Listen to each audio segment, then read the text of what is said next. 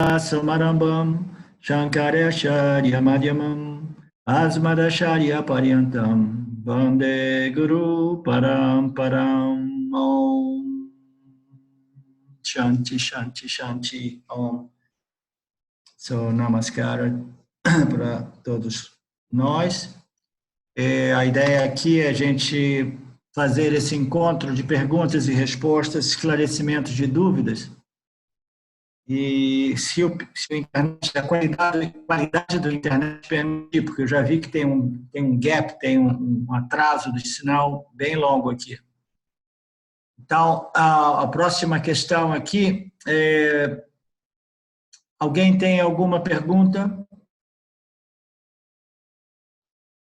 Alguém gostaria de colocar alguma dúvida ou pergunta?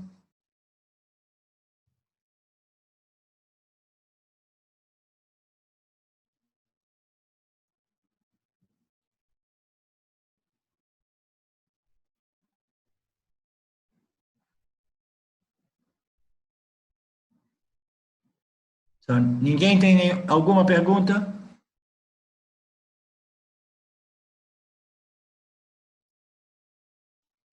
Vocês estão me ouvindo? Estão? Sim, eu estou te ouvindo. Ok, então ninguém tem pergunta nesse momento, né?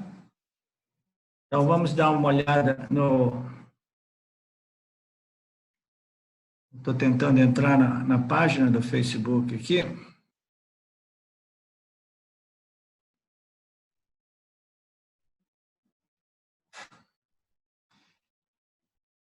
Porque teve uma postagem hoje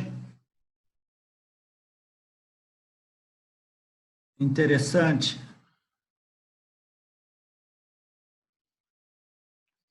Mas eu estou guardando. Ok. Entendi.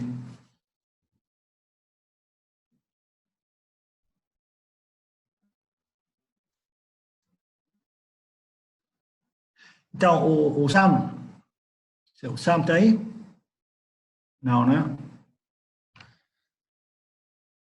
Só teve o Sam Durgar, Devi, ele colocou uma questão ontem, eu acho, dizendo: bom dia a todos, é a primeira vez que publico no grupo, estou em busca de esclarecimento. Imersa no estudo, posso ver a plenitude inerente ao meu ser, mas também posso ver a busca das necessidades de Artha, Kama, Dharma. Então, Artha, Kama, Dharma corresponde a segurança, prazer e virtude. Virtude ou Dharma. Né? Dharma, virtude ou conhecimento, melhoramento pessoal, espiritual, tudo isso entra no Dharma, né?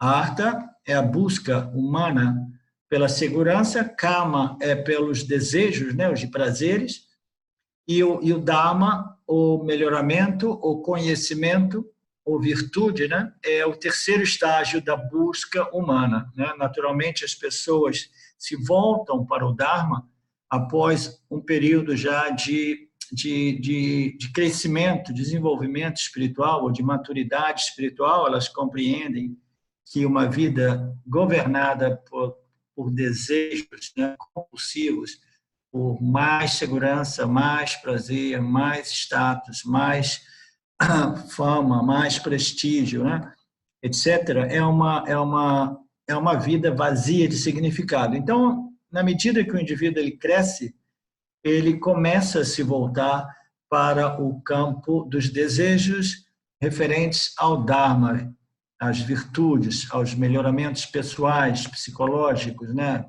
Todo esse esforço no mundo neo-advaita, ou no mundo como se diz, New Age, né? De terapias, as mais diversas, etc., é uma busca pelo melhoramento da nossa condição subjetiva, nossa condição mental, emocional, psicológica. Tudo isso entra na busca pelo Dharma, pela virtude, pelo melhoramento. A busca por moksha é uma busca mais rara, que ocorre aos indivíduos que, após terem buscado essa solução da condição humana através dos desejos, da obtenção, da busca pelos desejos de segurança, prazer e virtude, elas se voltam, né?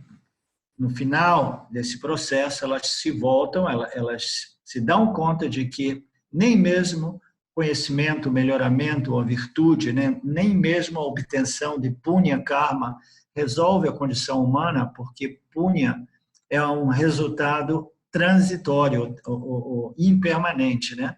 Você produz o punya, você produz o melhoramento, você produz os resultados de diversas ações, né, meritórias, ações positivas, né, ações em harmonia com o Dharma, e você colhe esses resultados. Mas no momento que você para de agir, a sua conta kármica ela começa a perder aquele equilíbrio e o indivíduo imediatamente descobre que ele é prisioneiro do punya, ele é prisioneiro do dharma, ele tem que constantemente produzir determinadas ações que produzem respectivos resultados. Então, ele se volta para os Upanishads, os ensinamentos dos Upanishads, que dizem que a única solução da condição humana é a busca por aquele aspecto, né? O aspecto da existência do indivíduo, que é a consciência, o ser pleno, sempre presente, né? E completamente inteiro e completo, pleno. Somente a descoberta da natureza real, né? A natureza essencial, fundamental do indivíduo, resolve.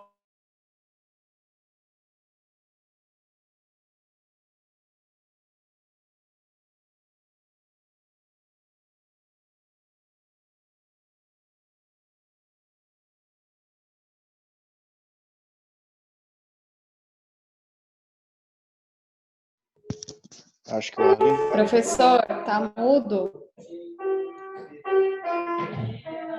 Caiu um pouco a internet e o microfone ficou mudo ao entrar.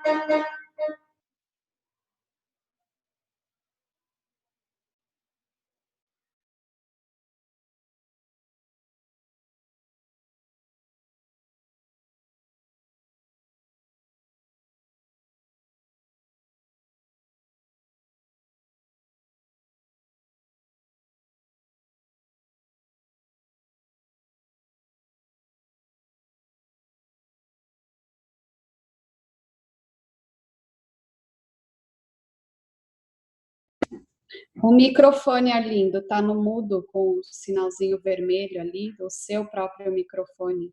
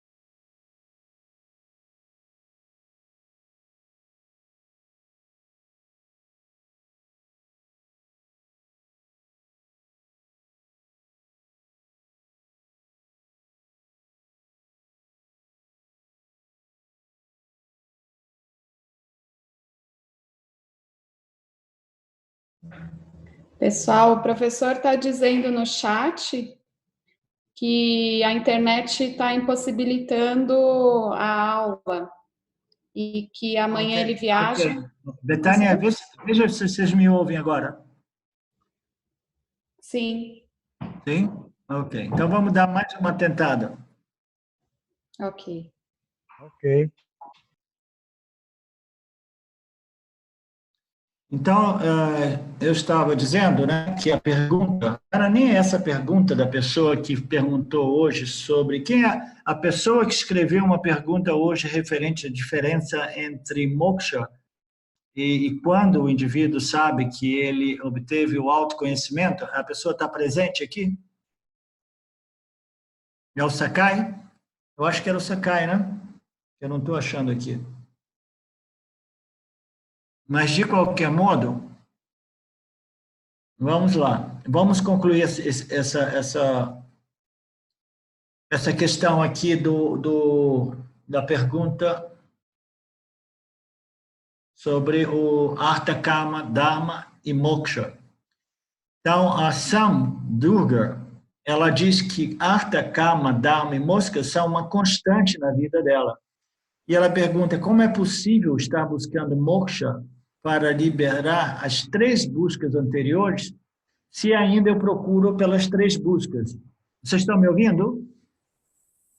Ok. Então, é uma pergunta interessante, porque a Sama aqui, ela coloca que a busca por Artha, Kama e Dharma, elas são um impedimento pela busca, ela coloca como se fosse uma obstrução, um impedimento da busca por moksha, né? Então, ela diz, como é possível buscar moksha para liberar as 3 buscas interiores se ainda procura por elas?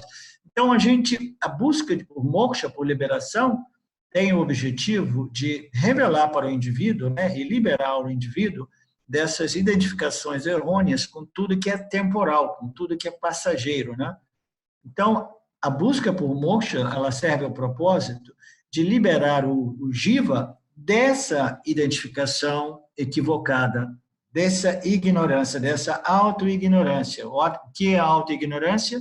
É a ignorância referente à minha real identidade e natureza. Então, a busca por moksha não serve o propósito necessariamente de liberar as buscas por segurança, prazer e virtude, né? Porque segurança, prazer e virtude é uma escada, né? Uma escala que naturalmente todo indivíduo deve passar no seu processo de amadurecimento, de crescimento, que nos leva a esse desejo por moksha, o desejo pela liberação. E quando esse desejo é ardente, isso não significa que nós não possamos ainda, né, viver a vida né, buscando segurança, prazeres, né, e virtudes. Naturalmente, a busca por segurança, prazer e virtude, ela passa a ser uma busca secundária e já não relevante, como antes, né? Antes ela era relevante porque a minha felicidade, ela dependia do estabelecimento desses ganhos, né? Dos ganhos por segurança, prazer e virtude, conhecimento, melhoramento, etc., né? Melhoramento psicológico, etc. Agora, a minha busca por moksha, mas ainda assim eu tenho que cumprir determinados papéis, né? Eu tenho que cumprir as minhas funções no meu meio social e eu continuo pagando o aluguel, ou fazendo o meu trabalho, me relacionando, né, com a minha família, etc. Então, essas buscas mundanas, elas não são um impedimento pela busca por moksha, elas não são uma obstrução, entendeu? Elas são uma obstrução quando os indivíduos eles não compreenderam ainda que existe essa busca nobre e superior chamada busca por moksha, né? Uma vez que nós sabemos que existe a busca pela liberação, que a liberação não somente é possível, mas é a única solução, né? Ou liberação para o jiva, né? Dessa condição do sofrimento psicológico humano, quando nós colocamos em perspectiva a busca por moksha, então as outras buscas, elas naturalmente, elas prosseguem, mas elas já não são relevantes como anteriormente. Elas servem o propósito de criar uma plataforma mínima de segurança mínima de satisfação pessoal, mínima de equilíbrio mental e emocional, a partir do qual a minha busca por moksha se torna possível, né?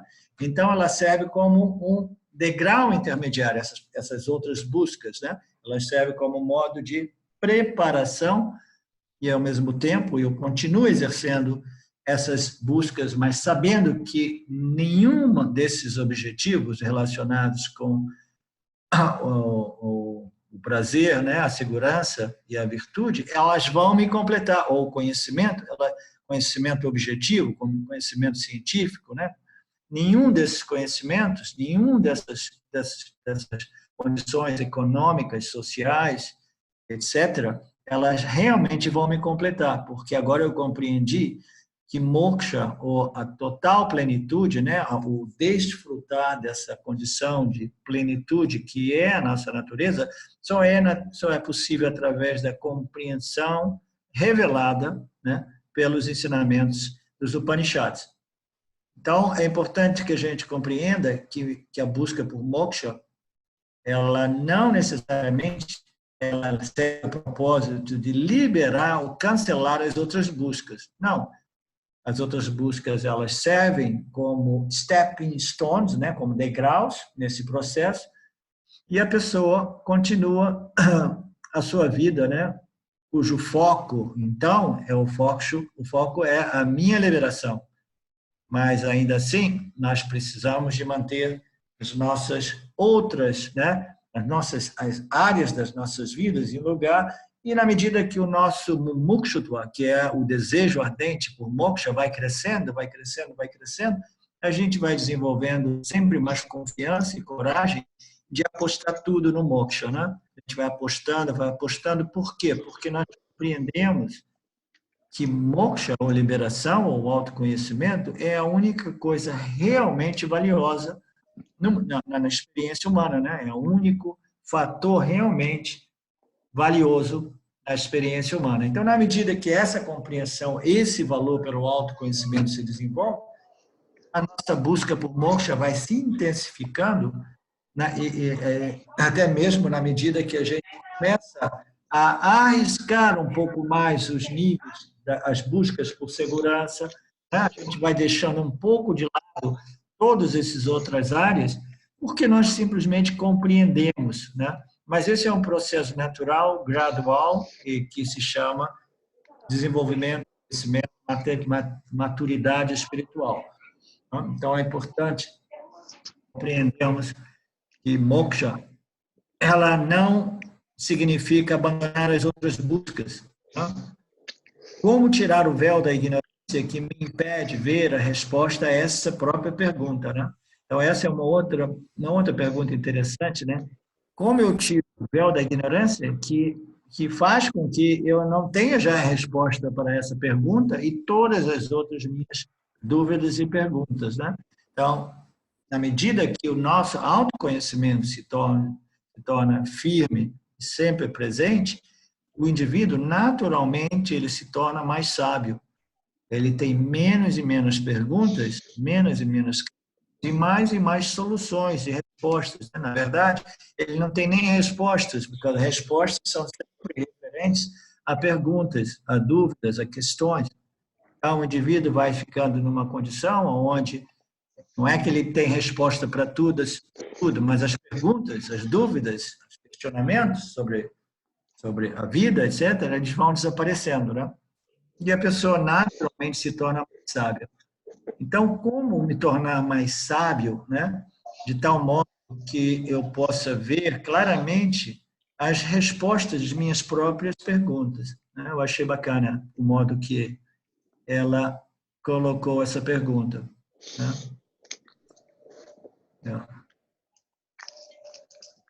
Então, eu tinha escrito para ela que a busca por moksha, buscas por segurança, prazer e virtude, né? A busca por moksha somente é possível para mentes purificadas. Significando dizer que a busca por moksha, ela necessita de um indivíduo que tenha passado pelos 3 outros níveis de buscas humanas. O indivíduo que foge do mundo porque ele teme o fracasso no mundo, por exemplo, devido que não foi no mundo, nessa vida ou em vidas anteriores, e passou pelo processo natural, né, obter a segurança necessária, de tal modo que ele possa desenvolver uma mente mais resolvida, tranquila, mais satívica, né? Se ele não curtiu os prazeres da vida, mas se, ao invés, ele os suprimiu, ou se ele não desenvolveu esse interesse por medicamento psicológico, pessoal, mental, emocional, o conhecimento, né, psicológico, conhecimento espiritual, se ele não desenvolveu essas áreas, a busca por moksha é simplesmente impossível, não? Então, a busca por moksha somente é possível para as mentes já purificadas, já maduras, já desenvolvidas, né? Então, a purificação, eu continuei escrevendo em minha resposta, a purificação é um processo gradual e quase que invariavelmente longo. Ok, o longo esse processo de purificação, preparação leva? O quanto longo, né? Ele é tão longo quanto a distância ou a purificação já percorrida pelo indivíduo, né? Se o indivíduo já é um indivíduo muito desenvolvido, muito maduro, né? Muito, com a mente já muito clara e purificada e focada, então esse processo final de purificação é um processo veloz, rápido, né? Mas se o indivíduo ele ainda é aflito com muitas questões ainda de sobrevivência, né, a nível de segurança, tantas outras questões resolvidas a nível mental, emocional e de obtenção de objetos de satisfação e prazer. Então, o indivíduo que não passou pelo mundo ainda, ele quase que invariavelmente, ele requer um período mais longo de preparação. O quanto longo depende do grau de crescimento, desenvolvimento que o indivíduo já tenha, né? Na medida quando ele chega ao Vedanta. Então, para algumas pessoas altamente qualificadas, o autoconhecimento ocorre muito rapidamente quando nós entramos em contato com o Vedanta. Mas para outras pessoas menos qualificadas, nós prescrevemos, né, a nossa ciência, né, a ciência de Nitya, né, a ciência chamada Karma, Dharma e Yoga, ou em outras palavras, né, o Gita, os ensinamentos completos do Gita, de tal modo que o indivíduo vai desenvolvendo essa preparação, esse amadurecimento, né, necessário para a autoinvestigação e o autoconhecimento. Então, a purificação, em geral, é um processo gradual que quase sempre requer tempo. A purificação e a preparação da mente para o autoconhecimento e moksha ocorre naturalmente quando o indivíduo coloca o seu desejo por Dharma acima dos outros dois valores anteriores. Então, esse é um outro ponto importante, porque nesse processo de preparação da mente, de purificação da mente, a busca pelo autoconhecimento, através da autoinvestigação, da contemplação, dos ensinamentos do Vedanta, também é um grande purificador, né? Mas, em alguns casos, o Karma Yoga, né, é um purificador ainda mais eficaz, né? Por quê? O Karma Yoga, ele é uma yoga que é sinônimo, né, que significa, né, que implica a total harmonização da sua vida com o Dharma, né? Você conforma a sua vida com as leis naturais do Dharma.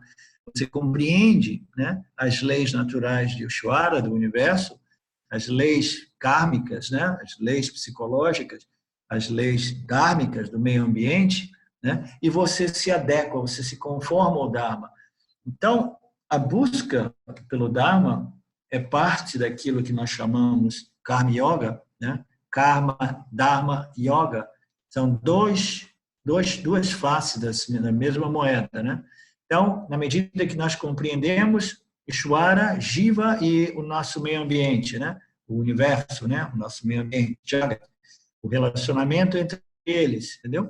e o modo que nós devemos nos comportar para o nosso próprio benefício, né? E o benefício do todo, na medida que nós nos adequamos com o Dharma, aí, naturalmente, as buscas por segurança e prazer, elas não são mais um obstáculo, porque elas são guiadas pelo Dharma. Eu coloquei Dharma acima de segurança e prazer, então eu ainda assim eu busco, né, os meus realizar os meus objetivos, meus goals, né, de prazer e segurança, mas os faço de modo absolutamente dármico, absolutamente em harmonia com o Dharma. Então, naturalmente, seguindo o Dharma, as nossas buscas por segurança e prazer, elas servem o propósito de transformar cada uma dessas ações, né, dessas buscas, em ações espirituais, porque elas estão governadas pelo desejo, pelo Dharma, entendeu? O desejo, o valor por Dharma é acima dos outros valores, aí tudo realmente se encaixa perfeitamente em harmonia com Ishvara e com as leis do campo dármico. Uma vez o seu desejo principal seja o Dharma, as buscas por segurança e prazer se desenvolvem de forma harmoniosa e positiva, favorecendo assim o seu crescimento, a sua purificação mental. Seguir o Dharma, ou virtude, gradualmente transforma as buscas por segurança e prazer em instrumentos, né? Meios de desenvolvimento espiritual. Eu continuo buscando segurança porque eu quero ter dinheiro para comprar a casa, para pagar o aluguel, para levar as crianças para a escola, etc. Entendeu?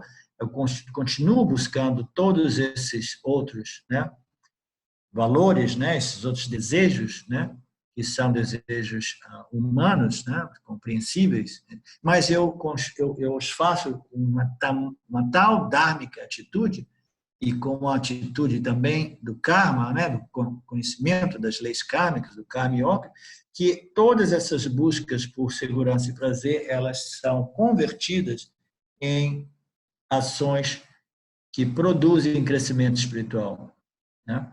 A atitude dármica do karma yoga não nega ou suprime os desejos por segurança, mas os convertem em alegria, satisfação, apreciação, gratidão e devoção. É essa atitude dármica, através do qual você busca segurança e prazer, que transforma.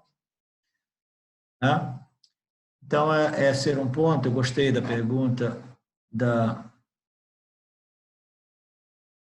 Sam, e eu gostaria de saber se ficou claro esse ponto para vocês, ou se alguns de vocês têm uma questão ou duas sobre isso.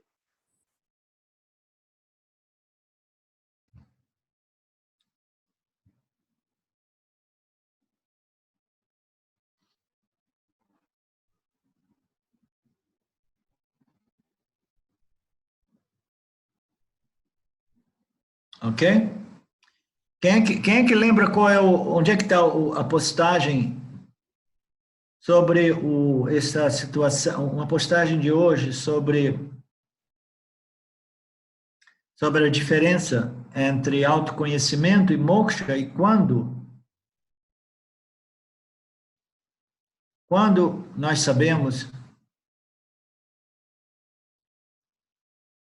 eu não estou achando aqui. Ei, vocês querem me ajudar? Zé Roberto e o Sakai. Então, você pode ler para mim, porque eu não estou achando aqui no meu telefone. Estou olhando aqui também, só um minuto.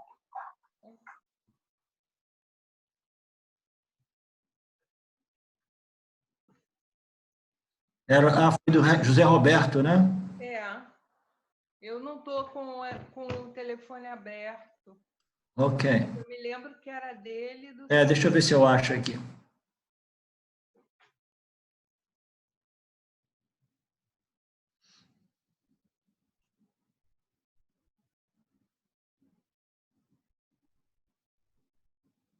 Que estranho que eu não estou achando.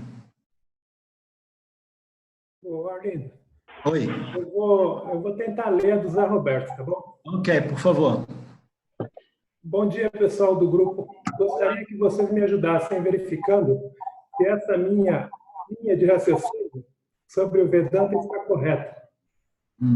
Quando Brahman projeta o universo através de Maya, essa ordem de realidade projetada é Mithya, uma ordem de realidade aparente, enquanto que Satya é uma ordem de realidade não dual ilimitada e sempre presente, não afetada por Maya.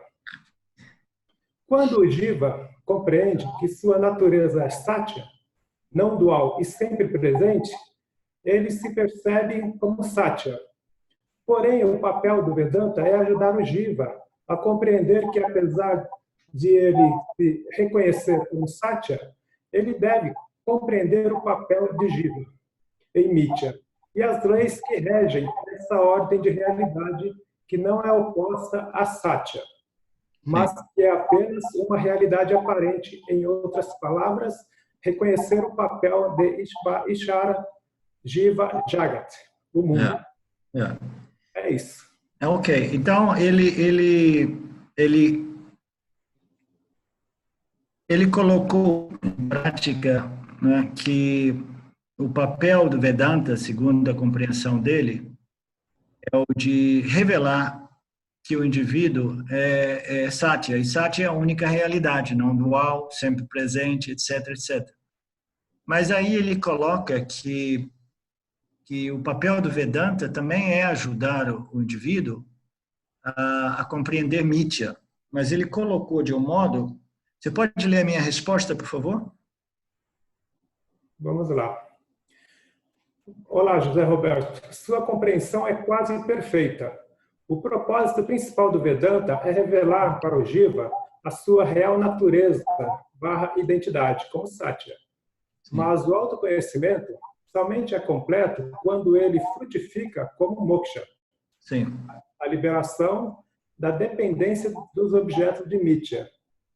Em outras palavras, moksha, que é a libertação, é o autoconhecimento. Eu sou Satya. E o conhecimento de Mithya, o relacionamento entre Ishvara, Jiva e Jagat, esse é um outro tema que podemos abordar em nosso encontro de hoje. Sim. É a sua resposta, Arlindo. Sim, sim. O Marcelo também publicou aqui a pergunta do Perfeito. Que legal.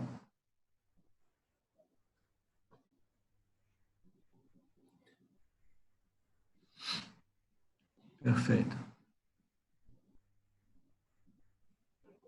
Então, ele diz, quando o Jiva compreende que sua natureza é Satya, não dual e sempre presente, ele se percebe como Satya.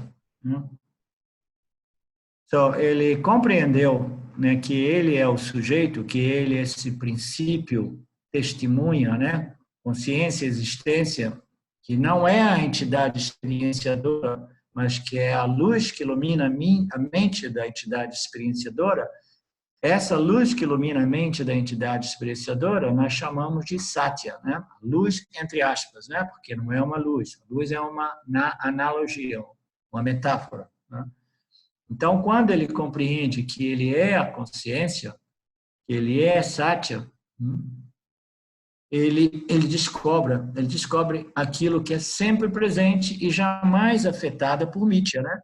Maya projeta essa realidade superimposta a um Satya, essa projeção, né, sobreposta em Satya, e quando ele descobre que ele é o sujeito, ele é esse princípio testemunha dessa projeção, ele descobre que esse princípio testemunha é não dual, em outras palavras, é a única realidade, entendeu?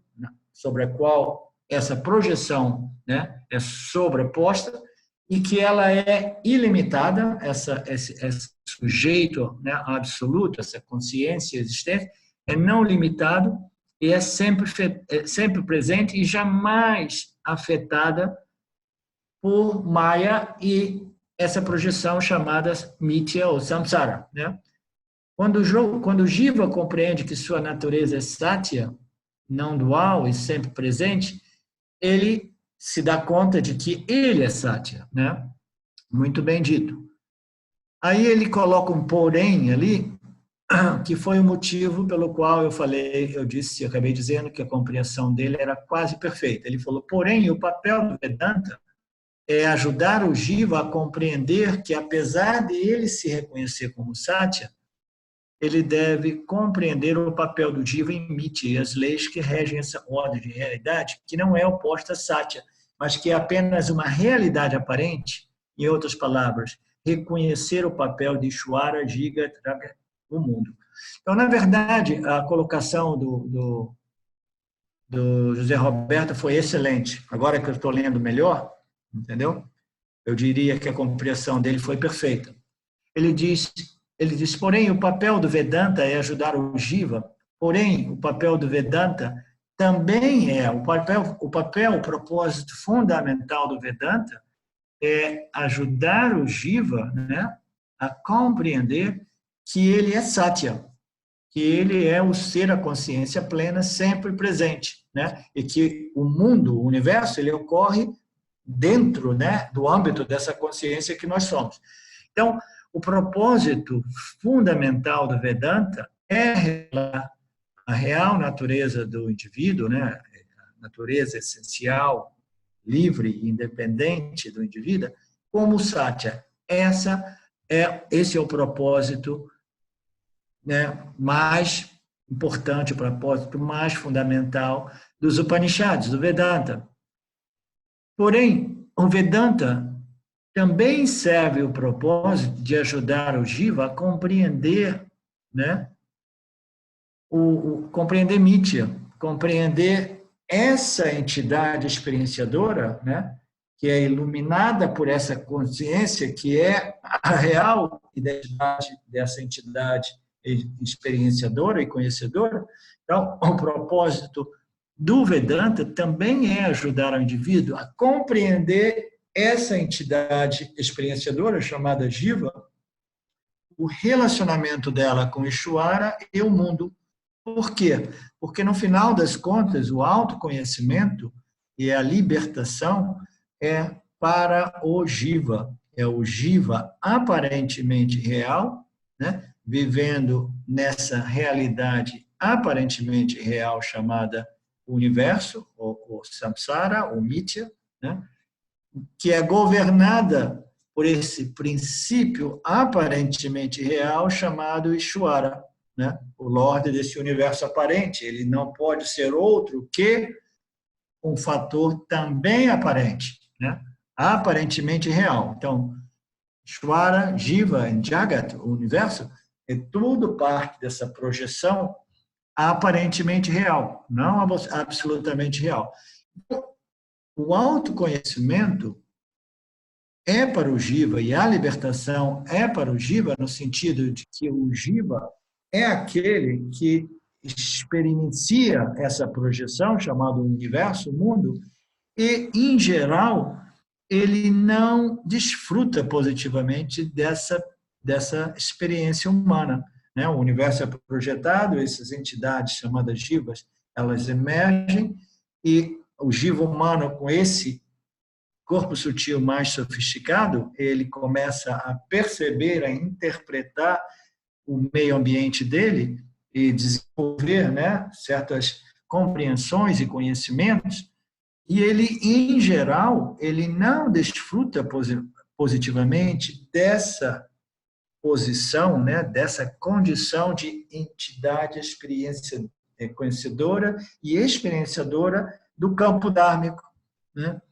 Então, o autoconhecimento permite ao Jiva, que a princípio ele tem dificuldade de desfrutar e curtir essa condição dele, né, humana, permite a ele a compreender Mithya, compreender Ishvara e o mundo e o relacionamento entre eles e se comportar em harmonia com Ishvara e com as leis, né, que governam Jagat, o mundo, né?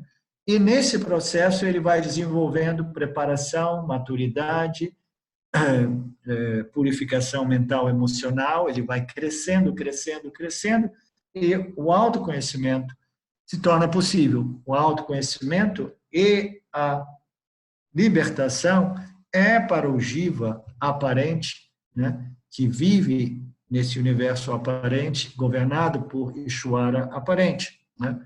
Então, o propósito Vedanta não é somente revelar para o Jiva que o Jiva é Satya e que Mithya é inexistente, né, como muitas outras linhas, né, ou propostas de círculos espirituais apresentam, né, de que não, a gente pode simplesmente negar realidade a Mithya, negar a existência de Mithya, dizer que tudo é somente Satya, tudo é somente a consciência, e não precisamos de entrar em Mithya, né? Veja bem a beleza do Vedanta, ele apresenta uma ciência completa, o conhecimento de Satya e o conhecimento de Mithya.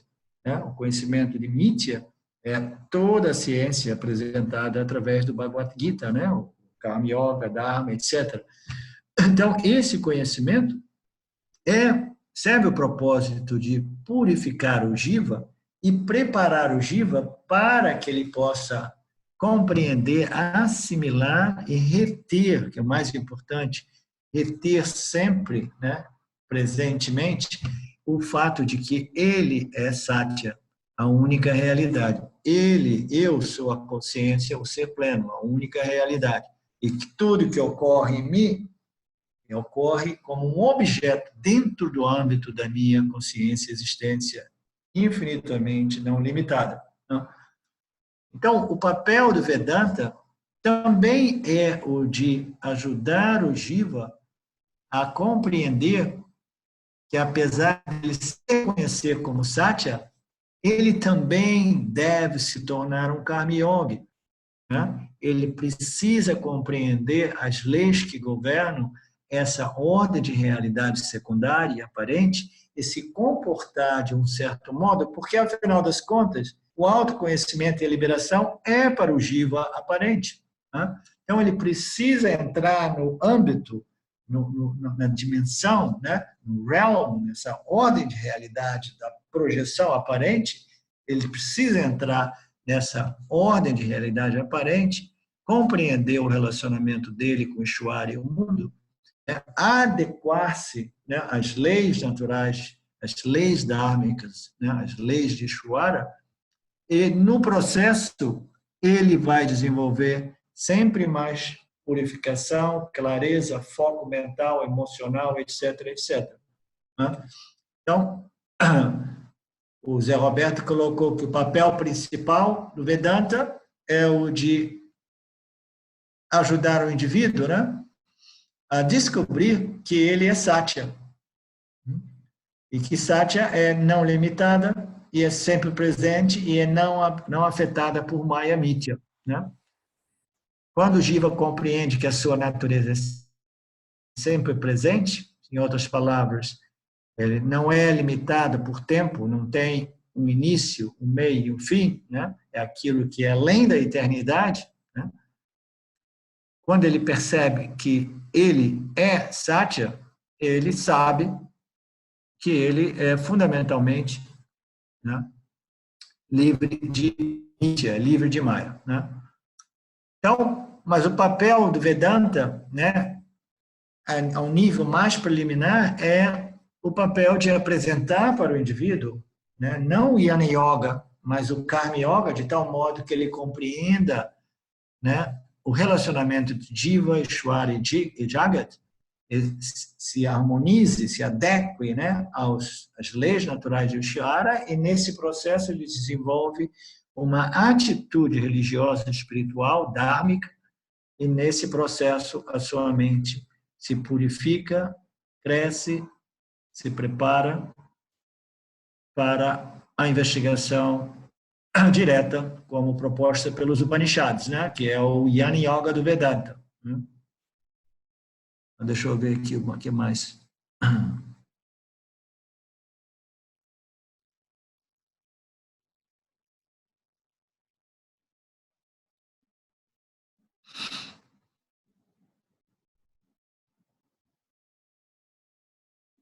Sim. Ok. Então, o Ricardo dos Santos. Quem é o Ricardo? Não, então foram perguntas. Ah, o Ricardo dos Santos está aqui com a gente. Eu não conhecia o Ricardo ainda não. Então, o Ricardo dos Santos está perguntando, o Jiva é o mesmo que Ahamkara?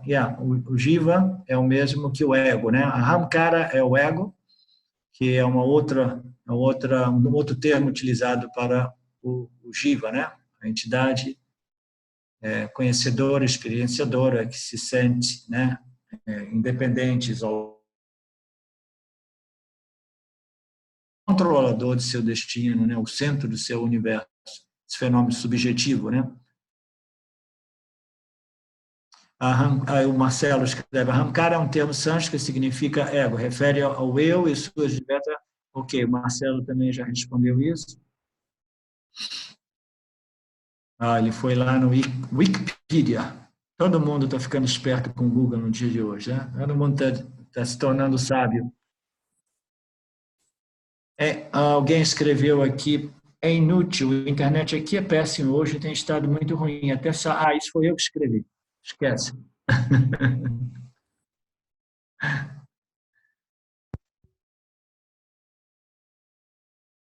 Ok. O Arlindo. Oi. Tudo isso que você falou no caso da resposta e quanto ao Zé Roberto, o papel da discriminação ele é fundamental. Sim. A discriminação está aí o momento todo.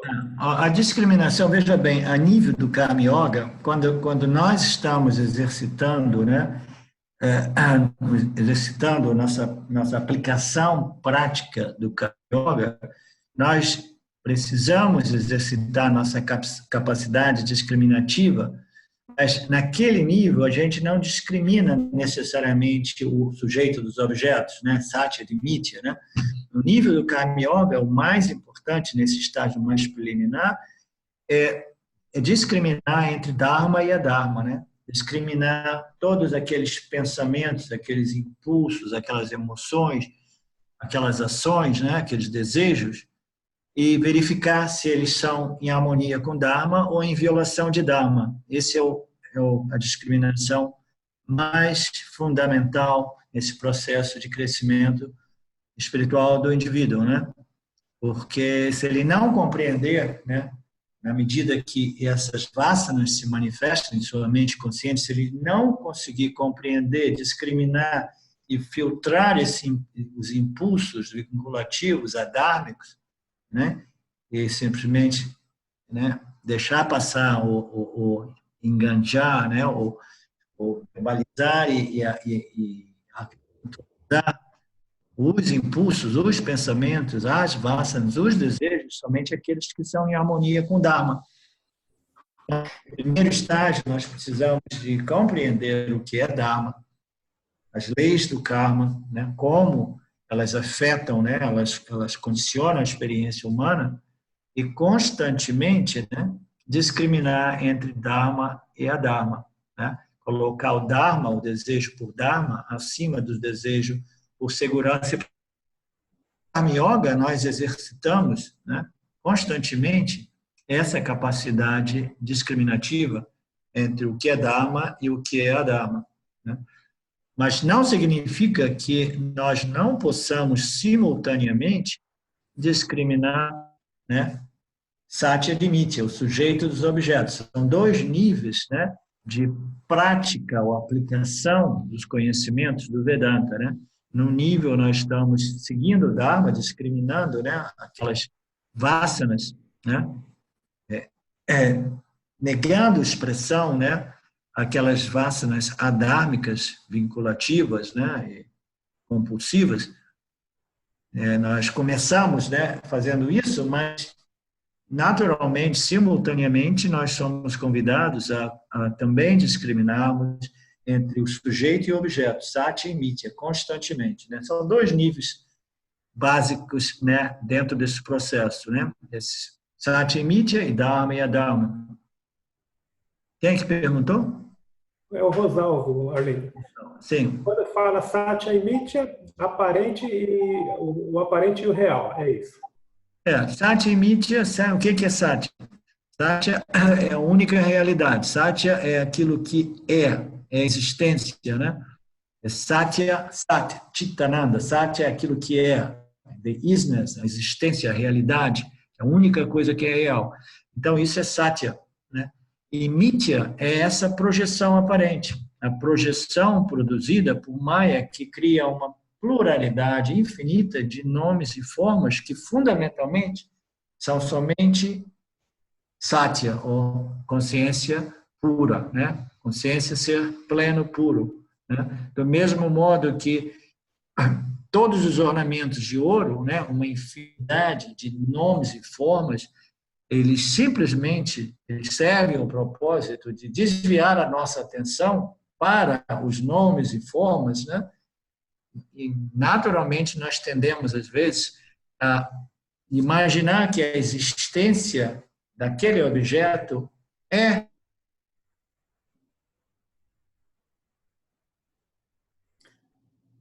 A sua voz sumiu, Arlindo. Sim? Voltou. Ok. A sua voz tinha sumido aí no finalzinho. Tá, do mesmo modo que, na analogia do ouro e todos os ornamentos de ouro, o ouro é a única realidade, né? O ouro é a essência fundamental de todos os ornamentos, mas Maya faz com que a gente pense que os ornamentos, eles possuem o ouro, entendeu? É como se o ouro fosse um atributo dos ornamentos. Maya inverte esse relacionamento, entendeu? Então, fica no máximo para segundo plano. Você sabe que existem os ornamentos, você sabe que existem todas essas pluralidades de nomes e formas, você sabe que tudo isso é parte, né, daquilo que nós chamamos Mithya, a realidade aparente, essa realidade secundária e aparente.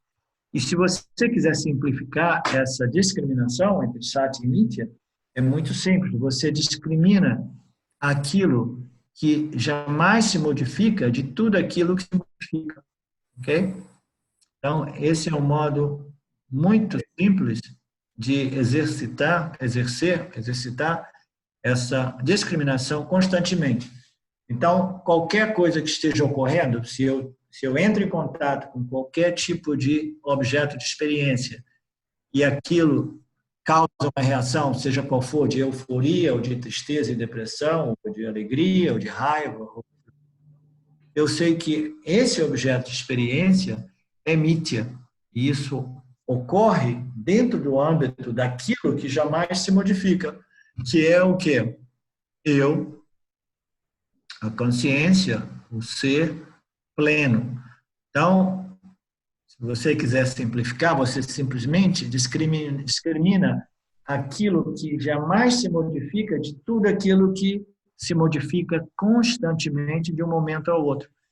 É isso que significa uma realidade aparente. Ela aparece, se modifica, desaparece, se transforma de um momento ao outro. Todos os objetos de experiência em Mithya.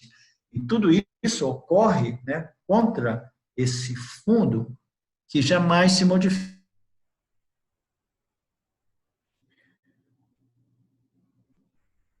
Somente porque existe esse pano de fundo, né, esse plano de fundo, esse âmbito, né, jamais modificável, que pode capturar todas as constantes modificações dos fenômenos de Mithya, né? Você precisa de um fator imodificável, de modo que você possa capturar todos os fatores modificáveis de um momento ao outro. Então, esse é um modo muito simples de discriminar entre Satya e Mithya. Nós somos aquilo que jamais se modifica, né? E todos os ensinamentos do Vedanta, a maioria deles, ou grande parte deles, serve ao propósito de esclarecer isso para a gente, né? De analisar todas as nossas experiências vistas dos ângulos mais diversos, dos ensinamentos os mais diversos, de modo que a gente possa compreender esse último a propósito, esse último seminário que nós fizemos, nós cobrimos quase a metade do texto, né? E é simplesmente sobre a discriminação entre Satya e Mithya, o sujeito e os objetos, né? aquilo que jamais se modifica daquilo que se modifica constantemente. E nós fizemos diversos versos, né, diversos capítulos, diversos versos nesse texto, a partir de ensinamentos que abordavam essa discriminação de ângulos os mais diversos, de níveis de experiências humanas, né, as mais diversas, simplesmente para revelar para o indivíduo que, equivocadamente, eu me identifico com esses níveis os mais diversos de experiência, entendeu? E na medida que eu me identifico com aquilo que muda, aquilo que se modifica, imediatamente eu sinto que eu me modifico. Eu sinto que eu não sou eterno, que eu não sou sempre presente, entendeu? Eu me identifico com aquilo que é temporal, aquilo que tem um início e um fim, porque todo fenômeno que se modifica, ele é temporal, ele tem um início, um meio e um fim. À medida que a gente se identifica com esses mais diversos níveis da nossa experiência humana, nós sofremos essa problemática humana, que é a identificação com aquilo que change, que se modifica, muda de um momento ao outro, né? A identificação com o nosso corpo físico é um grande problema, porque na medida que nós permanecemos aqui nesse mundo, né? As rugas, os cabelos grises, etc., o nível de energia físico, etc., ele vai declinando, as rugas vão aumentando, os cabelos grises vão aumentando, etc., e a gente, identificado como a construção corpo, a gente, inevitavelmente, a gente sofre devido a esse equívoco fundamental, né? O indivíduo, que fundamentalmente é a consciência, né?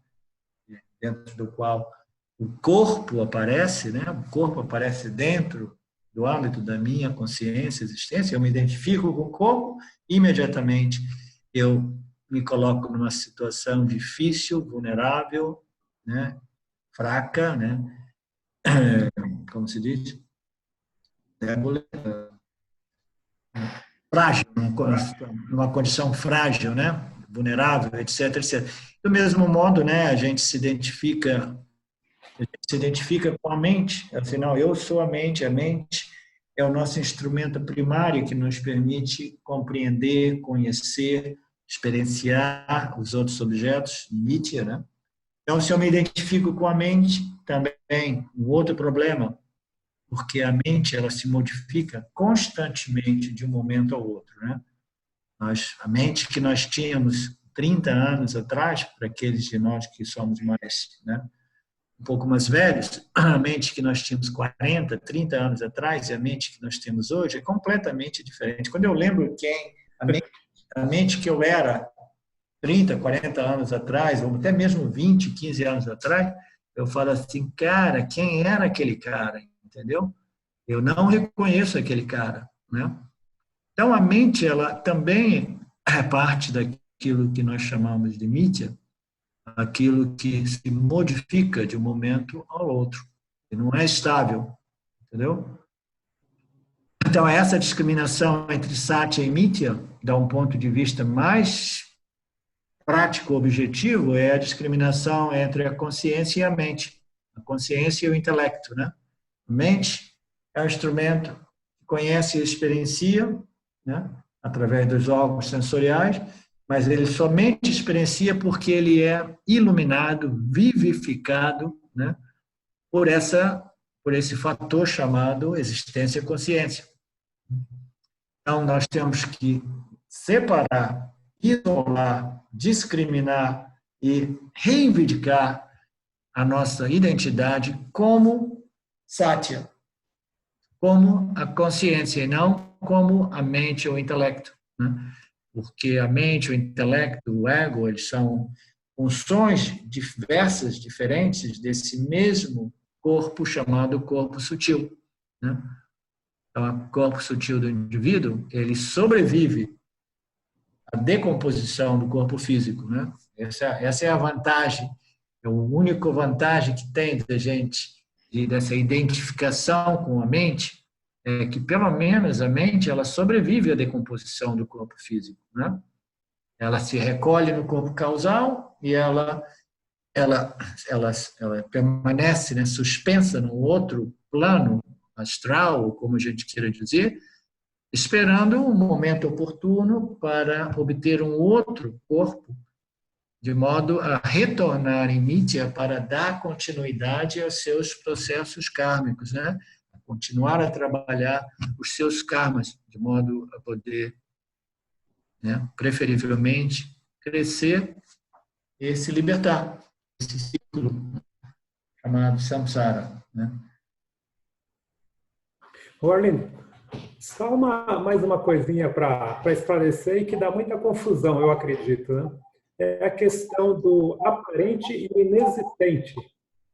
A Sim. gente costuma confundir muito o aparente com o inexistente, né? O não aparente com o inexistente. Não é assim que funciona, né? Não, não. Em alguns Upanishads, os nossos textos chegam ao extremo de dizer que Mithya é não existente, entendeu? Mas, em geral, como a gente pode dizer que uma miragem no deserto é não existente, né? É existente ou não é existente? Vista de uma certa distância, ela existe, né? Observada mais atentamente, né? Mais aproximadamente, a gente descobre que ela é quase como não existente, porque, na verdade, quando a gente realmente examina aquele fenômeno, a gente descobre a sua não existência, entendeu? Então, alguns dos Upanishads chegam ao extremo de dizer que Mithya é não existente. Mas, do ponto de vista do nosso desenvolvimento espiritual, é importante não descartar a Mithya como não existente, porque ela existe para o Jiva, entendeu? Ela existe para nós, né? O Jiva acredita que o universo existe, acredita que o corpo existe, que tudo isso existe, ele não consegue compreender que tudo é oceano indiferenciado de consciência, existência pura, entendeu? É muito vago, é muito abstrato. Então, para a gente, essa realidade, ela existe por quê? Porque ela é experienciável, do mesmo modo que a miragem no deserto, ela é experienciável. Mas, uma vez examinada cuidadosamente, a gente vê assim, a miragem é uma ilusão, né? Do mesmo modo que todos os ornamentos de ouro, eles são uma realidade aparente, porque fundamentalmente tudo é somente o ouro, né? A substância fundamental, essencial, independente de todos esses ornamentos, é chamada ouro, a substância fundamental, essencial. Então, a substância fundamental, essencial, livre, independente, né? Em Mithya, em samsara, nesse universo aparente, é Satya, que é esse espaço, né, autoconsciente, infinitamente não limitado, existente, né, space-like, é quase como um espaço que acomoda o universo, mas é muito mais sutil do que o espaço. Um espaço é uma evolução, né, da consciência dessa existência plena, infinitamente limitada, em associação com Maya. Ele produz espaço, que é o primeiro elemento do universo, né? Então, aquilo que nós somos é essa substância fundamental, essencial, né, sobre qual essa projeção aparente ocorre. Então, ela existe, porque ela é experienciada, né? E quando você descobre que a única realidade é Satya, que na verdade Mithya, né, nada mais é do que uma sobreposição em Satya, ainda assim você continua vendo Mithya, você continua vendo, percebendo nomes e formas, né? Mas você já não é enganado pelos nomes e formas como você era antes. Quando você descobre que uma miragem é simplesmente um fenômeno físico, né, uma ilusão física, então a miragem vai aparecer para você, mas você vai dizer, é uma miragem. Não vou nem, né, me excitar e perder tempo e energia, né, correndo de encontro a essa miragem, né? Então, do mesmo modo, Mithya, ela permanece, essa projeção aparente permanece, ela é uma função de Ishvara, o que é de Ishvara pertence a Ishvara, a gente não precisa entrar em conflito com Ishvara, Jiva, né? O Jiva é operado por Ishvara, e com que ele também seja muito responsável pelo seu crescimento, pelo seu desenvolvimento, né? Porque Ishvara, ele vai propiciar, facilitar o karma do indivíduo segundo os pensamentos e as ações que o indivíduo coloca no campo. Então, toda essa realidade do Jiva é experienciada, né, pelo intelecto, pela mente do Jiva, mas é quase que inexistente, né? Mas ela permanece, é uma realidade aparentemente real, né, mas experienciada até mesmo após o autoconhecimento e moksha. Ela não desaparece, né? Essas fantasias de que com autoconhecimento é uma epifania, que aí o universo desaparece, você entra na vacuidade, no vazio, no nada, né? Então, todas essas fantasias, elas são fantasias baseadas na noção equivocada de que a iluminação é uma experiência mística. Mas a iluminação é a realização desse fator fundamental, essencial, livre e independente, que é a natureza do indivíduo, que jamais se modifica. E todas as epifanias são, por natureza, fenômenos em constante modificação, são projeções mentais do indivíduo, entendeu? De mentes, né, em certas condições atívicas, contemplando alguns fenômenos, eles são projetados através dessas epifanias. Então, essas ideias de que a realização, a iluminação seja um desses fenômenos de vacuidade, de vazio total, né, de nenhum pensamento, nenhuma mente, nenhum objeto, nenhum mundo, elas são extremamente equivocadas e são extremamente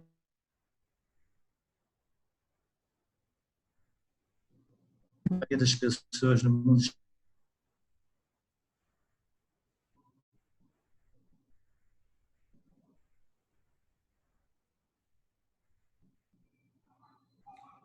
uma experiência mística.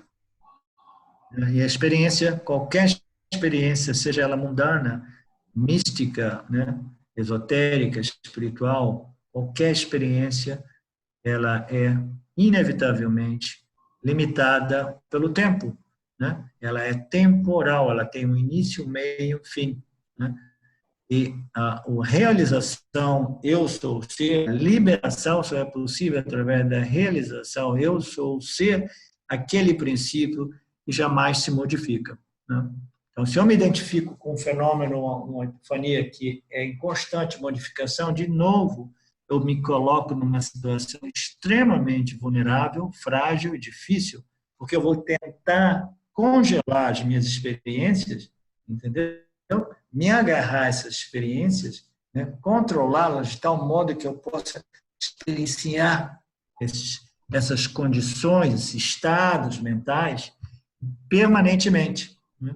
O que é impossível, porque, como nós sabemos, as energias, né, os gunas, eles naturalmente se modificam. Nós não temos controle absoluto sobre essas modificações mentais. Portanto, o autoconhecimento e a liberação não é um estado mental, um estado de consciência, mas é feito de autoconhecimento puro, conhecimento da nossa real natureza e identidade como essa consciência, existência, sempre presente e jamais modificada.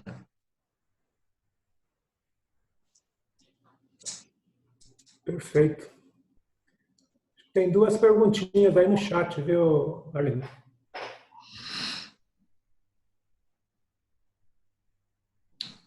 Ok, a pergunta do Sakai que eu estava procurando, né? Tem também a do Ricardo, né? O do Ricardo já respondemos. Essa aí. Existe algum tipo de discriminação específica para o caminho do Bhakti? Então, o Bhakti Yoga é uma ideia, As pessoas pensam que existem diversos caminhos espirituais que conduzem à liberação, mas isso é um engano também. A ideia de que existe uma infinidade de caminhos e o meu caminho não é o Vedanta, porque eu sou um Bhakta, ou eu sou um yoga, eu sou um meditador, eu sou isso, eu sou um dançarino, eu sou isso, eu sou aquilo, entendeu? Então, todas essas noções, né? Eu sou um karmi, eu gosto de ação, eu sou uma pessoa caridosa, eu sou uma pessoa guiada pelo amor, pela emoção, etc. Então, todas essas noções são equivocadas também, porque existe somente um caminho que conduz à liberação, e esse caminho é o caminho do conhecimento, do autoconhecimento, ok? Então, existe algum tipo de discriminação específica para o caminho do Bhakti? Não? Então, se o indivíduo é um Bhakta, o que é um Bhakta? Um Bhakta é um indivíduo que compreendeu esse fator dentro de Mithya chamado Ishvara, né? Em seu estágio mais preliminar. O Bhakta é aquele que significa devoção, é um devoto de Ishvara, um devoto de Deus, ele tem uma devoção por Deus. E como nós podemos ver um pouco, né, entrar superficialmente nesse aspecto do Bhakta durante esse final de semana em Joanópolis, existem níveis, né, os mais diversos de devoção, de Bhakta, né? O Bhakta mais rudimentar, preliminar, até o Bhakta mais elevado. Então, o Bhakta nada mais é do que uma atitude religiosa, espiritual, de agradecimento, gratidão, devoção a Ishvara, né? Então, não existe discriminação, existe uma discriminação específica para o caminho do Bhakti? Sim, podemos dizer que existe a discriminação. Você vai discriminando entre o que é Dharma e o que é Adharma e vai simplesmente filtrando todos aqueles impulsos adármicos, né, e conformando a sua vida com Dharma. O que é Dharma? O Dharma são as leis naturais de Ishvara, as leis naturais do universo, as leis do campo dharma. O campo dharmico é construído por inteligência, conhecimento puro, e é em total harmonia entre todos os elementos de Mithya, né? Então, a gente pode, sim, discriminar entre Dharma e Dharma durante esse processo de devoção dualística, né? Por um Ishvara como um princípio, né, separado ou diferente, né, de eu mesmo, né? A maior parte das práticas devocionais, elas são dualistas, mas existe uma devoção superior que é chamada de non-dual bhakti, né? A devoção não dual, né? Mas esse é um assunto que não tem caso de abordarmos nesse momento. Mas o que é importante compreender é que, aparentemente, existem diversos caminhos. A gente sabe aquela expressão que diz todas as ruas, todas as vias nos levam a Roma, né? Mas, na verdade, todas as vias nos levam à entrada de Roma, né? Aí depois, para chegar a Roma, você tem que seguir uma estrada única, que é chamada estrada que vai a Roma. Então, do mesmo modo, toda e qualquer prática dualística, né, baseada em causa e efeito, ação, experiência, todas as práticas, seja ela dança taoísta ou sufi ou qualquer tipo de estrutura religiosa, espiritual, independente, pessoal, né, que for gerada por indivíduos mais diversos, né, qualquer que seja o caminho, né, desses poetas espirituais, ou todos esses caminhos, eles servem o propósito de preparar, purificar a mente, né? Mas como o Ramana Maharaj muito sabiamente disse, né? E eu gosto de lembrar a todos nós o que ele disse, né? Ele diz: somente através do conhecimento,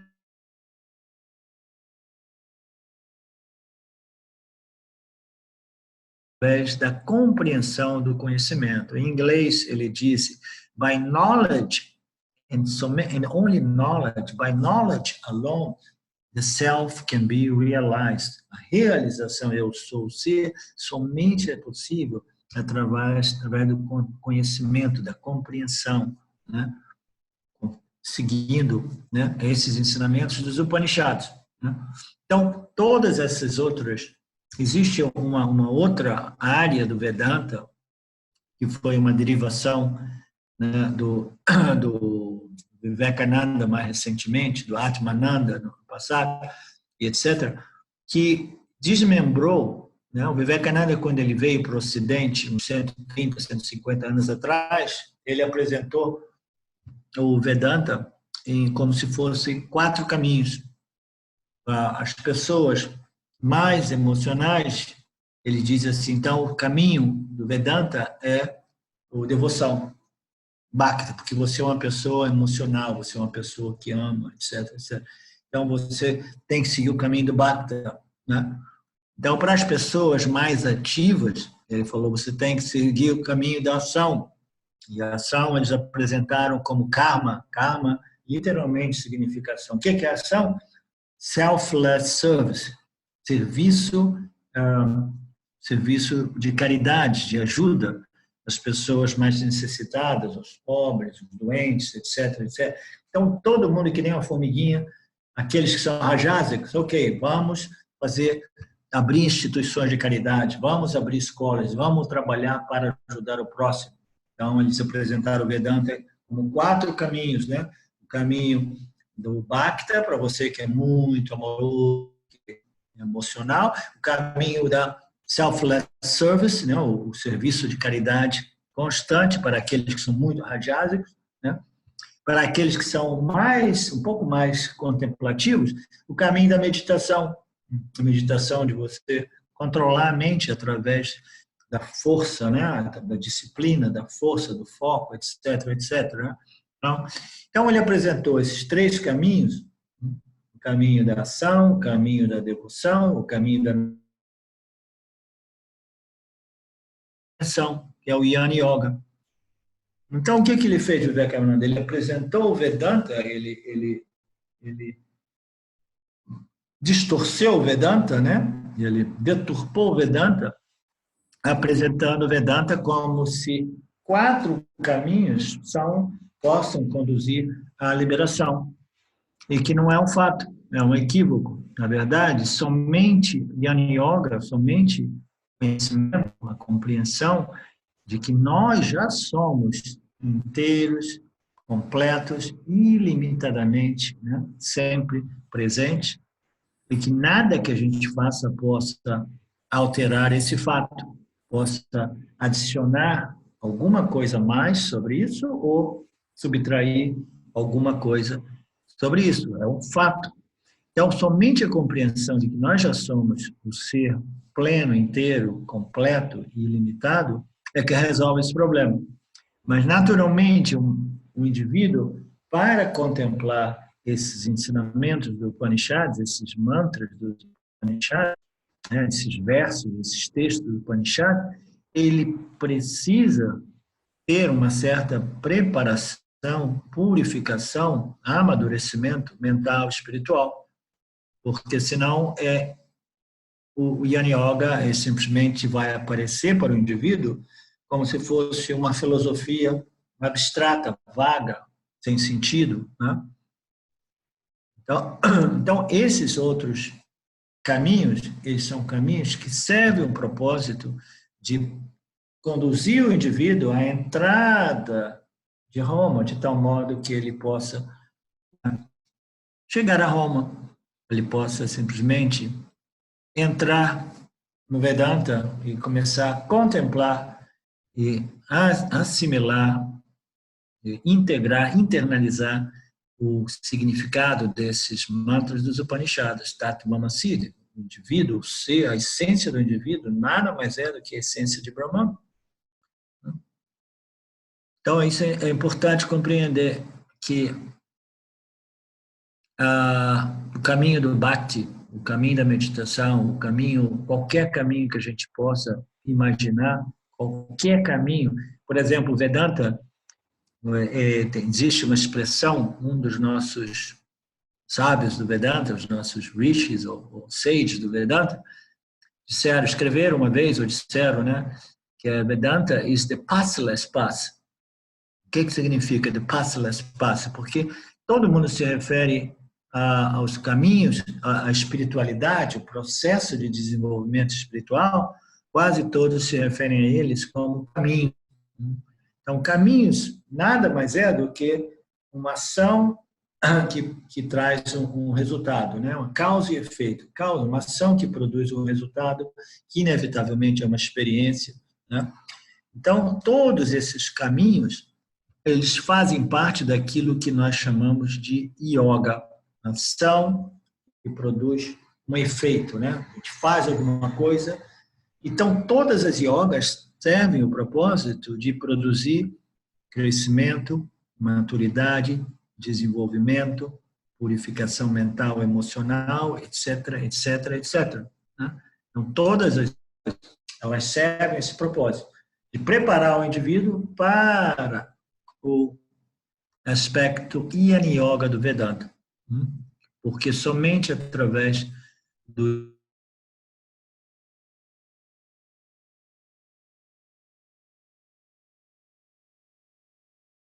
consciência plena e retido, que é a parte mais importante.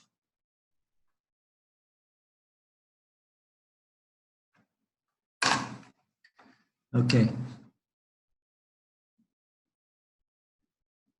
Sakai, como saber se conseguimos obter o moksha pela experiência direta? O que é a experiência direta? Sim, através da experiência direta, ou do conhecimento direto, mais especificamente dizendo, né? Porque moksha, ela é precedido, né? Se diz, é precedido pelo autoconhecimento, né? Primeiro você realiza que você é a luz da consciência que ilumina, o iluminador da mente. A mente ilumina o seu meio ambiente, mas eu sou o iluminador da mente, né? Eu sou a consciência, o ser. Então, moksha, o autoconhecimento é a descoberta, a realização de que eu sou o ser, eu sou a consciência, né? Eu sou o iluminador da mente, né? Agora, moksha é uma outra condição a qual, através do autoconhecimento, o sentido de ser o fazedor, o ego, o fazedor de minhas ações, né? O controlador do meu destino, né?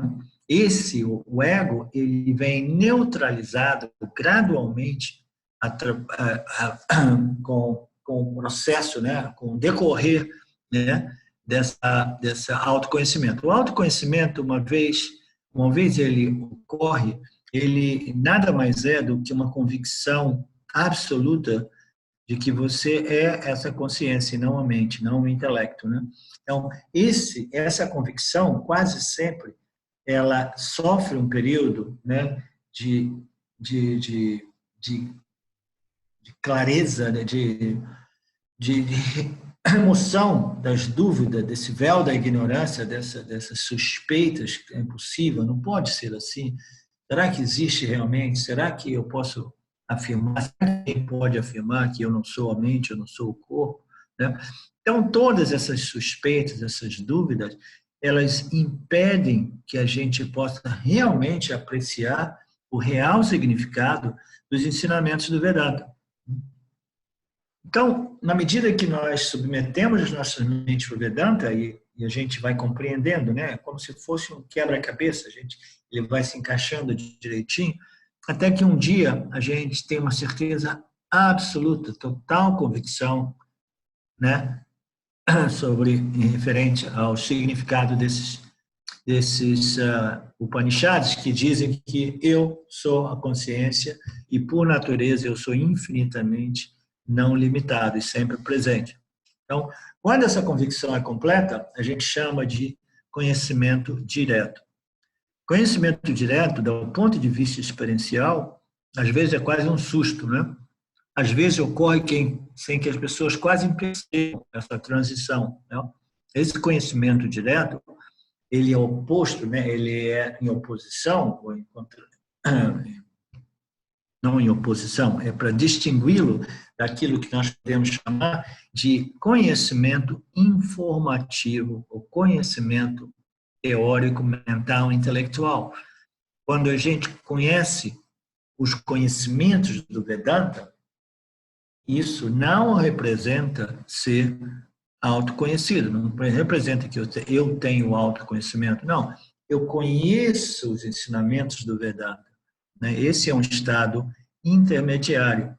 Eu conheço e eu aplico esses conhecimentos do Vedanta na minha vida, de momento a momento, dia após dia, de tal modo que eu possa analisar, examinar as minhas experiências seguindo a lógica desses ensinamentos dos Upanishads.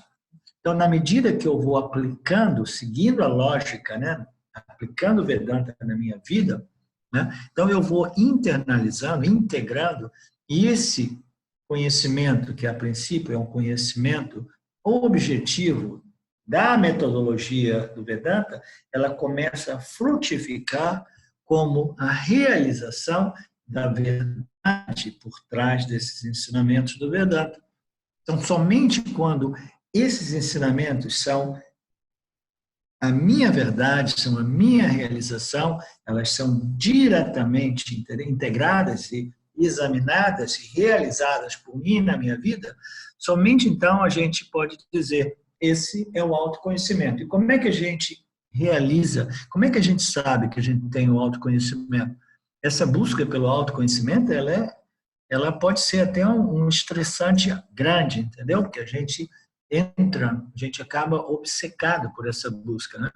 Então, nessa busca pelo Vedanta, pela minha real identidade, durante esse processo, quando você realmente se toca, tem essa expressão dentro da língua portuguesa, que é se toca, ou quando a ficha cai, é quase, de um ponto de vista experiencial, é quase como um susto que você se envergonha. Que você se toca e você diz assim, meu Deus do céu, como é que eu estava procurando por mim mesmo, 30, 20, 50 anos procurando, e eu sempre aqui, eu, o iluminador da minha mente, que ilumina o meu ambiente, as minhas experiências, eu, esse princípio sempre presente durante os 3 estados de consciência humana, eu sempre aqui. Então, quando você se toca, do ponto de vista experiencial, você leva um susto e você, se for realmente honesto, você não vai fazer nem festa, você vai ficar meio envergonhado, assim, meu Deus, como é que eu não me toquei antes?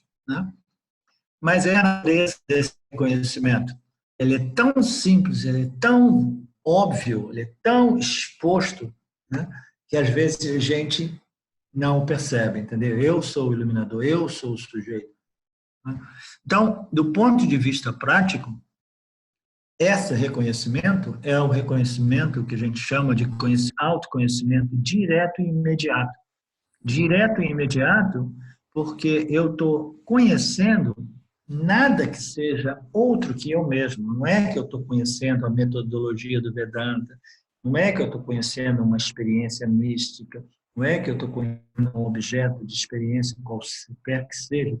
É o conhecimento do princípio que conhece fundamentalmente tudo. O princípio que permite a mente conhecer e experienciar. Isso é que significa self-knowledge, autoconhecimento. Não é o conhecimento da minha estrutura mental, emocional, psicológica, emocional. Isso é tudo fenômeno, isso é tudo conhecimento objetivo, conhecimento de fenômenos, conhecimento de objetos em mídia, a minha mente, as minhas emoções, tudo isso são objetos em mídia. Autoconhecimento é conhecer o princípio, conhecimento da mente. Então, Então, isso é o autoconhecimento. E esse autoconhecimento, quando ele ocorre, ele é marcado, esse, o ponto, né, a distinção, você realmente, o Sakai que perguntou isso, quando você realmente sabe que você obteve esse conhecimento, é marcado pelo fato de que a busca termina. Você, quando se toca, quando a ficha cai, quando você vê, você fala assim, meu Deus do céu, como é que eu não me toquei antes? E imediatamente você já não busca por você mesmo. Seria um absurdo você descobrir quem você é, conhecer quem você conhece porque você tem o respaldo de todo o conhecimento que foi propiciado por Ishvara através dos Upanishads, revelado por Ishvara. Você tem aquilo, não é só uma questão de ter uma experiência, eu sou o ser, você tem o conhecimento que propiciou esse reconhecimento daquilo que você sempre foi. Né? Então, quando isso ocorre, a gente chama isso de conhecimento direto, conhecimento indireto. O ser existe, a consciência existe, e eu, de qualquer forma, eu tenho que me unir a ela, eu tenho que buscá-la, eu tenho que havê-la, né? Então, toda essa busca pelo ser, a gente tende a projetar o ser que nós somos o sujeito, né? Nós somos o iluminador, nós somos o iluminador da mente do buscador, a gente projeta isso que a gente está buscando num objeto de experiência. Então, essa busca por alguma coisa outra que você mesmo, ela se encerra, porque você obteve esse reconhecimento direto e imediato. Imediato porque não existe mais distância entre você e aquilo que você está buscando, porque você é aquilo que você estava buscando. Então, a dualidade, ela se colapsa, né? Você é aquilo que você buscava, então não existe mais distância entre você e o objeto da sua busca, o objeto da sua busca é você, né? E, portanto, a busca, ela encerra. Algumas pessoas, às vezes, pensam assim, meu Deus, e agora, o que eu faço na minha vida? 40 anos de busca, né? 30 anos de busca, e agora não rola mais a busca. O que eu vou fazer da minha vida, né? Esse é um problema bom, né, de a gente ter, facilmente resolvível de qualquer modo. Então, esse é o conhecimento direto e imediato, que tem esse aspecto experiencial. Qual é a experiência? Já que o ser não é um objeto de experiência, porque o ser é o sujeito, né? Então, que tipo de experiência direta é essa? É uma experiência de identidade, uma experiência de identidade nova. Agora você é identificado como a luz que ilumina a mente do experienciador, né? Você é identificado como sujeito absoluto, para usar essa palavra absoluto, né? Então, esse shift de identidade é uma forma de experiência direta. Eu sou o ser, é um novo paradigma, ou centro de identidade, é um shift de identidade. Como obter essa experiência direta? Essa experiência direta, ela é obtida somente indiretamente através da remoção da ignorância. Nós já somos o ser, e esse conhecimento direto e imediato só pode ser obtido e retido através da exposição e neutralização, remoção de todas essas noções errôneas, de todas essas identificações equivocadas que nós temos com tudo aquilo que se modifica constantemente. Esse é o modo de obter constante exposição aos ensinamentos, mas não basta estudar o Vedanta a nível acadêmico. O Vedanta tem que se tornar um laboratório, e nós somos, né, o objeto da nossa experiência. A gente aplica o Vedanta, né, examinando a lógica do Vedanta, aplicando, né, vendo, analisando, de tal modo que a gente possa verificar a verdade por trás de cada um desses statements dos Upanishads, dessas afirmações, desses mantras do Upanishad. Então, esse é o modo de buscar e obter. Como é esse clichê que você cita quando obtemos? Não sei o que você quer dizer por clichê. Essa é a experiência direta. Ok. Então, vamos fazer a última pergunta aqui. A Betânia. Satya, como disse, é o real. Mithya, a realidade aparente. Além disso, temos os conceitos das 3 gunas. Sattva, Rajas e Tamas. A Sattva é o revealing, né? Aquele fator, a energia que nos revela, né? Aquilo que é a realidade, né? Clareza, né? Ela é responsável pela clareza, a habilidade de ver as coisas como elas são, né? De ver, compreender o que é ignorância, o que é conhecimento, né? Rejeitar a ignorância, neutralizar a ignorância através do conhecimento e permanecer livre do conhecimento e da ignorância. Os rajas é essa energia que projeta constantemente nomes e formas nessa única realidade que é eu, ser a consciência pura, né? E tamas ela conceal, né? Como se diz, oculta, né? Aquele poder ocultante. E desenvolver sattva possibilita o reflexo da consciência em mithya. Desenvolver sattva, nós temos a Betânia, ela sabe muito bem o que são essas 3 energias e ela sabe como essas três energias se modificam, né, ao longo do dia, né? De momento a momento, a composição dessas 3 energias na nossa elas se modificam. Dependendo da composição dessas energias, a nossa experiência ela se modifica também, né? Quando nós estamos mais condicionados por rajas, nós nos tornamos estressados, agitados, ansiosos, aflitos, né? A gente quer estar sempre fazendo alguma coisa, a gente não consegue estar sentado, contemplando, estudando, porque muitas rajas, né? A gente precisa de ação. Quando a gente está tamásico, né, sob a influência de tamas, a gente perde a nossa capacidade discriminativa, a gente vira preguiçoso, né, apático, deprimido, cansado, não criativo, etc. São todos aspectos dessa energia, né? E Sattva é aquela energia de clareza, né, mental, né? Você vê as coisas como são.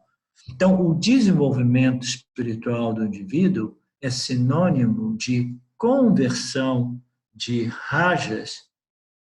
A princípio, o indivíduo que é muito tamásico, ele precisa converter tamas em rajas e, gradualmente, rajas em sattva.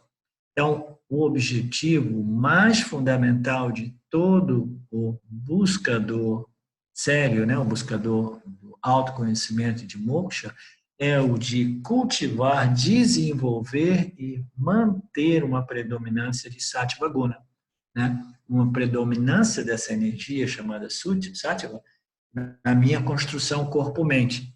Isso, naturalmente, é uma ciência, envolve diversos ensinamentos, mas não é nenhum mistério, não é nenhum místico, é uma coisa que nós muito facilmente reconhecemos na nossa experiência do dia a dia. Então, como desenvolver sattva?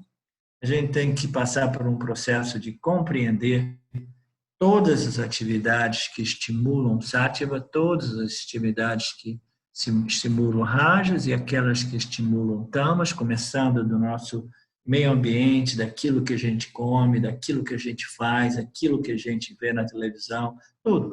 A gente tem que organizar, a gente tem que reorganizar o nosso estilo de vida de tal modo que ele seja condizente a um desenvolvimento de sattva. Então, o objetivo mais fundamental e preliminar é cultivar, desenvolver e manter uma predominância de sattva. Por quê? Porque sattva permite a nós de fazermos, né, tomarmos decisões mais inteligentes, porque nossa mente é mais clara, né, é menos rajásica, menos tamásica. Então, qualquer tipo de decisão, até mesmo no mundo mundano, prático, no mundo dos negócios, nas situações familiares, com os amigos, qualquer tipo de situação, se você tem mais predominância de sattva, você vai responder mais inteligentemente aos estímulos do seu prarabdha karma, do seu meio ambiente, né? Então, esse é o projeto de vida de um buscador sério, é o cultivar, desenvolver e manter uma predominância de sátiva. Desenvolver sátiva possibilita o reflexo da consciência em mídia.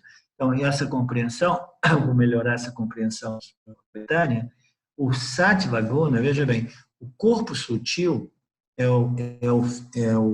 o espelho, esse mirror-like, é uma substância tal qual um espelho, a qual a consciência, toda vez que ela permeia o corpo sutil, ela reflete esse fenômeno chamado inteligência humana, ou autoconsciência humana, né? Eu sou, eu existo, eu sei que eu sou, eu sei que eu existo, eu experiencio e eu sei que eu experiencio. E só essa capacidade intelectual, né, do livre-arbítrio, da discriminar, determinar, decidir, discernir. Então, esse fenômeno chamado consciência humana, ele depende desse corpo sutil que é composto de uma predominância altíssima de Sattva Guna, né?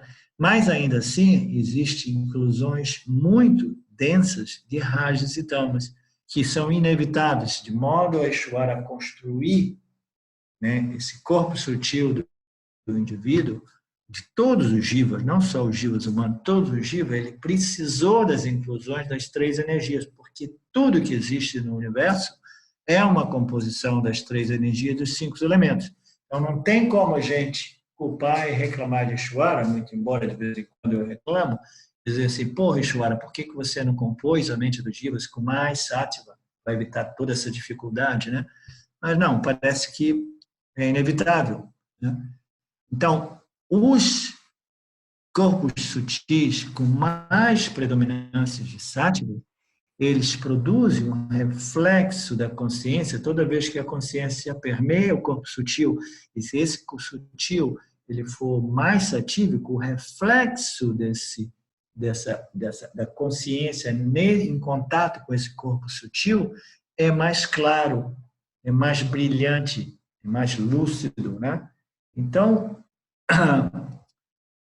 uma mente desenvolvida com uma predominância maior de sattva possibilita um reflexo da consciência, um reflexo mais puro, claro e cristalino da consciência, né? Que produz o que a gente chama de clareza, foco, né? Todas as qualidades mentais, né? Que nós chamamos de purificação mental do indivíduo, né?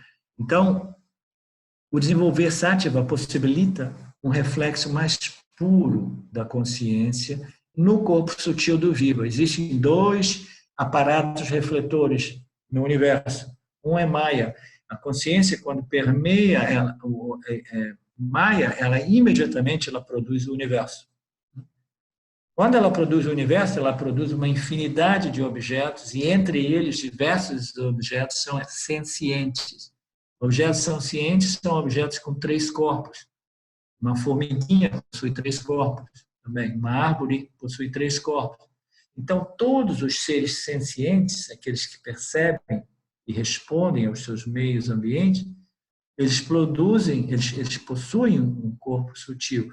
E a consciência que inicialmente ela permeou Maya e projetou o universo, ela subsequentemente ela permeia os corpos sutis de todos esses jivas e produz essa outro reflexo, né, secundário, que a gente chama de a sentiência, como a gente chama, de todos os seres vivos, né?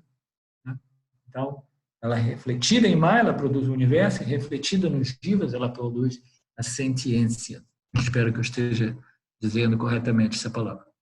Tá? Então, o desenvolver de sattva possibilita o reflexo puro, né? Mais claro, mais cristalino, mais focado.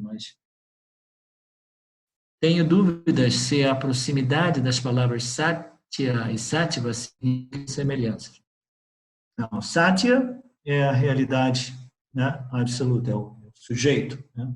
É a única realidade, a existência, a consciência, satya, né?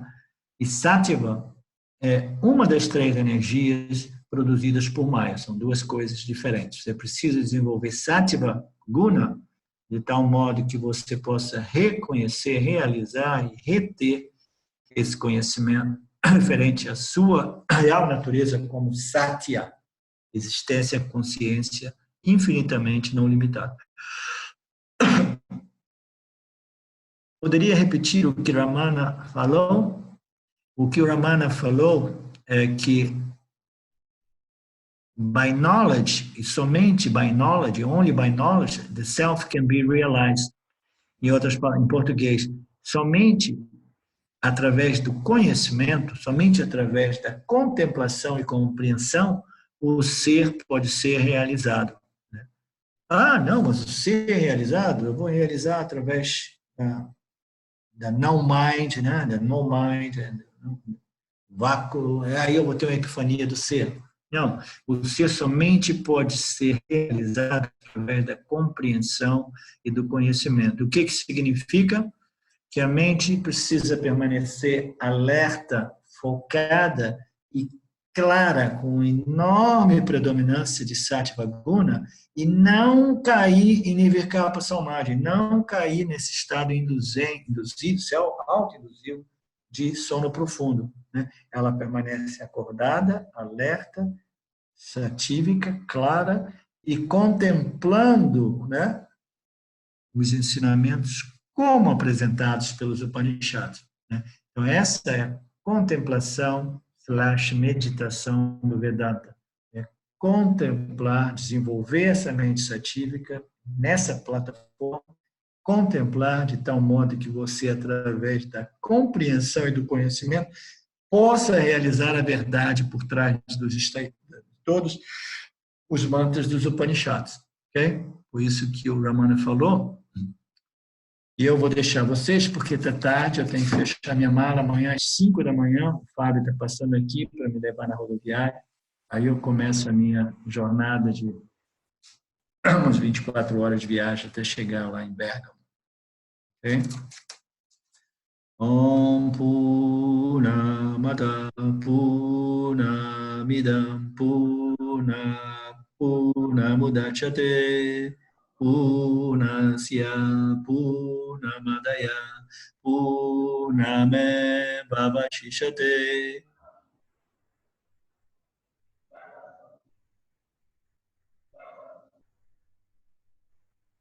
Thank you. Obrigado a todos. Um abraço afetuoso a vocês todos. E a gente se vê, né, no sábado próximo. Beijo a todos. Obrigado. Boa viagem, amigo. Obrigado. Bom, queridos.